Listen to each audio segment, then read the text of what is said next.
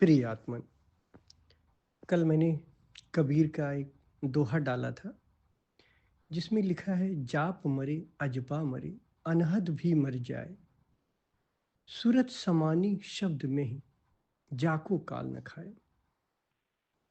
आप लोगों के पास ध्यान है, आप लोगों के पास ध्यान का अनुभव है।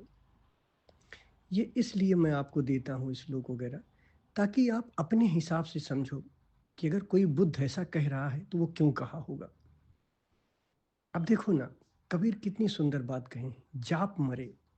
जो लोग मंत्र का जाप करते हैं, जब इंसान मर जाता है, ठीक, तो इंसान के मरते ही वो जाप भी तो चला जाता है ना।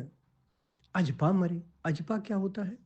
जब हम कोई चीज इतना जप देते हैं कि वो मेरे भीतर, हमारे सबकॉन्शियस अनकॉन्शियस में चलने लग जाता है, सबकॉन्शियस में चलने लग जाता है, तो उसको अजपा कहते हैं। वो भी एक थॉट है, वो भी मर जाता है। आप लोग ध्यान में देखते हो कि विचार शून्य हो जाता है, विचार समाप्त हो जाता है। एक दिन ऐसा आता है, यानी अजपा, अजपा वही है कि जैसे आप मान लो कार चलाना पहले नया नया सीखते हो तो पहले ध्यान से सीखना पड़ता है, कॉन्शियस सीखना पड़ता है, कॉन्शियस से फिर एक दिन अपने आप कार चलती है। आप बात कर रहे हो फिर भी आप कार अपने आप चल रही है। तो अजपा जब वैसे है कि किसी मंत्र का जाप इतना कर लो, इतना कर लो कि वो भीतर ही भीतर चलने लग जाए, तो उसको अजपा कहते हैं। तो जप भी मर जाता है, यानी होंठ से आप जपते हो, मुंह से जपते हो, एक दिन जब शरीर मर जाता है तो ये जप भी मर जाता है। अजपा मरे, यानी वो मन भी मर जाता है जिसमें अजपा जाप चल रहा। अनहद भी मर जाए। अब अनहद क्यों मर जाता है? अनहद क्या है? यहाँ वो अनहद है जिस अनहद को हमने बनाया है, यानी कि जो हम सोचते हैं कि हमारे भीतर ओम का जाप चल रहा है, तो हम ओम को ही अनहद मान लेते हैं। तो हमारे जो भी शब्द हैं वो सब समाप्त हो जाते हैं। देखो ना, बहुत से ऐसे लोग होते हैं जो ओम का जाप करते करते एक दिन उनके भीतर ओम ही गूंजने लग जाता, ओम ओम। अब उनको ये लगता है कि ये जो ओम है यही अनहद नाद है। दरअसल ये नकली अनहद नाद है। इस अनहद नाद को आपने बनाया है, आपका अनहद है।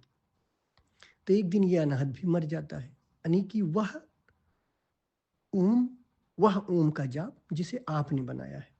फिर कबीर कहते हैं, सूरत समानी शब्द में जाको काल न खाएं। सूरत का अर्थ होता है होश। कबीरदास जी कह रहे हैं एक ऐसा जाप है जो सूरत समानी शब्द में, यानी अगर होश शब्द में खो जाता है, यानी होश से जन्मा शब्द, होश से जन्मा नाद जो कि असली नाद है, इस नाद को असली नाद कहते हैं। सूरत समानी शब्द में ये असली ओंकार है। जाको काल न खाएं, जिसे काल भी नहीं खा पाता है, यानी कि जिसे समय भी नहीं खा पाता, यानी समय से भी परे है। ये कौन सा जाप? अनाहद नाद है जो अपने आप चल रहा है। तो जो मिश्रा जी ने लिखा है कि इसको मैं नहीं समझ पा रहा हूँ, जो आपने कहा है उसका अर्थ यही, यहाँ पे जो पहली पंक्ति में अनहद कहा गया है वो अनहद की बात है जो हमने बना रखा है। हम ओम को बना रखे हैं और ओम हमारा गूंजता रहता तो हम समझते हैं वही असली नाद है। जबकि असली नाद क्या है? जो होश से जन्म लेता है, यानी कि जो होश की गहराइयों में जो पैदा होता है, जो अस्तित्वगत नाद है। सूरत समानी शब्द में, सूरत यानी होश, समानी शब्द में, सूरत से पैदा होने वाला शब्द जो असली अनाहद नाद है, वही असली है, उसको काल भी नहीं खा सकता है। तो ये उन लोगों के लिए है जो मंत्र का जाप करते थे, उनको कबीर ने कहा है कि एक दिन तुम्हारा जप भी मर जाएगा, एक दिन तुम अजपा जप जो कर रहे हो ये भी मर जाएगा, जो तुम्हारे भीतर अजपा जप चल रहा है। और जो अनाहत तुमने बना रखा है ओम का गूंज कर करके, तुम्हें लगता है यही अनाहत नाद है, ये भी मर जाएगा।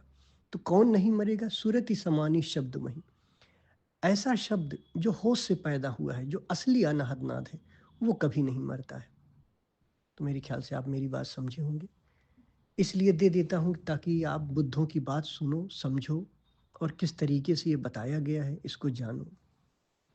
यहाँ पे क्या कहा गया है, यहाँ पे अनाहत नाद क्या कहा गया है, कबीर ने क्या कहा है, असली अनाहत नाद क्या है। क्योंकि आपके पास एक कसौटी है ध्यान की, आप उससे तौल सकते हो कि जो बोला गया है वो किस लिए बोला गया। अब असली अनाहत नाद को तो कबीर नहीं कहेंगे ना कि नहीं मरेगा। असली अनाद ना तो मरता नहीं, लेकिन कह रहे हैं कि नाद भी मर जाता है। ये कौन सा नाद है जो मर जाता है? इसमें आप दिमाग लगाओ ना, अपने अनुभव से सोचो ना, इसलिए ऐसे प्रश्न देता हूँ। धन्यवाद।